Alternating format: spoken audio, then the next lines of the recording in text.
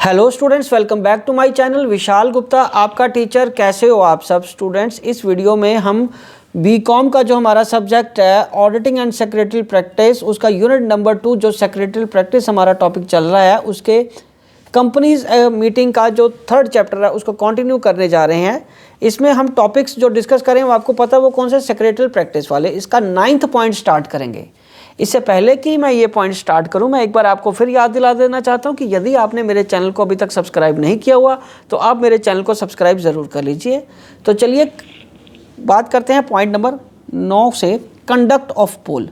When a poll is demanded, जब एक poll की डिमांड की जाती है on any resolution, the chairman should get the validity of the demand verified and should order the poll forthwith if it is demanded on the question of the appointment of the chairman or adjournment of the meeting, and in any other case within 48 hours of the demand for poll.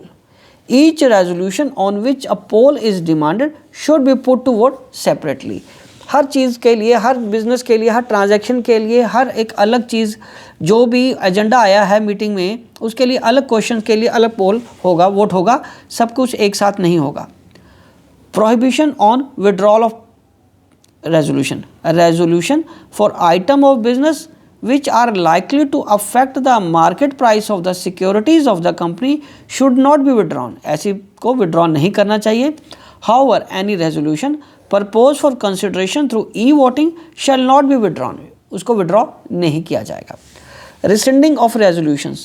A resolution passed at a meeting should not be rescinded other than by a resolution passed at a subsequent meeting. इसको बाद में भी आप कर सकते हो।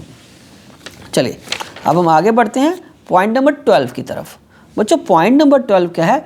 Modifications of resolutions.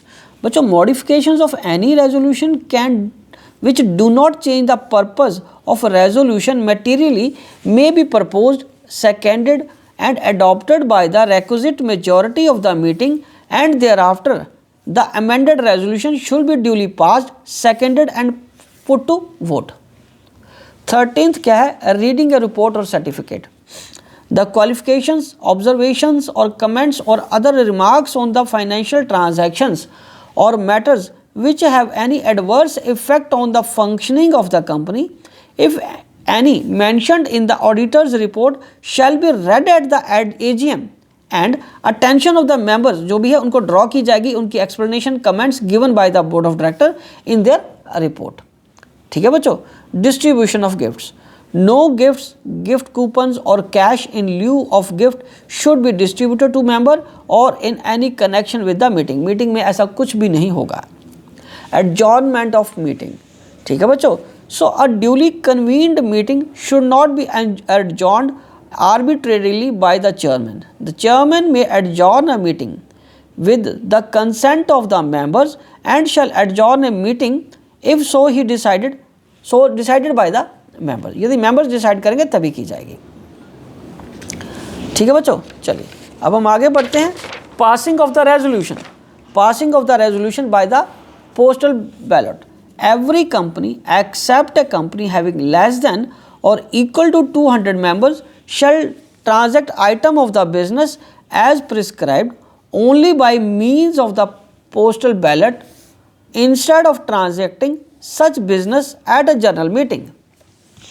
Or minutes shall be recorded in the books maintained for that purpose. A distinct अलग minutes books shall be maintained for meeting of the members of the company, creditors and others as may be required under the act. तो act के accordingly हर meeting का अलग अलग minutes तो बनाना ही होता है। ठीक है। मिनट्स अलग अलग कैसे हो सकते हैं? क्रेडिटर्स की मीटिंग के अलग, कंपनी के मेंबर्स की मीटिंग के अलग। ठीक है बच्चों।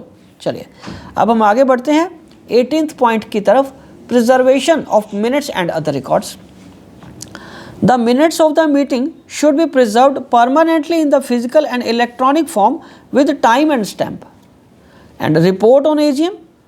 Every listed company shall prepare a report on AGM in the prescribed form, including a confirmation with the meeting was convened, held and conducted as per the provisions of the act. और last point क्या है? Disclosure. बच्चों हम disclosure की बात करेंगे। The annual return of the company shall disclose the date of AGM held during the financial year.